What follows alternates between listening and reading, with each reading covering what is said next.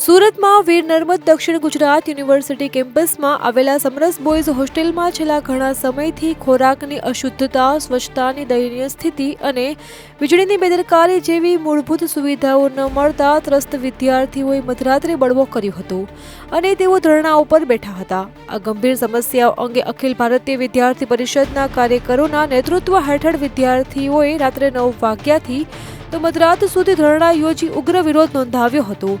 પરિસ્થિતિને નિયંત્રણમાં લેવા માટે હોસ્ટેલના વોર્ડન તથા સમાજ કલ્યાણ અધિકારી સ્થળ પર દોડી આવ્યા હતા, પરંતુ વિદ્યાર્થીઓએ સ્પષ્ટ ચેતવણી આપી હતી કે જો આગામી 7 દિવસમાં આ સમસ્યાનો કોઈ ઉકેલ નહીં આવે તો વધુ ઉગ્ર આંદોલન શરૂ કરવામાં આવશે.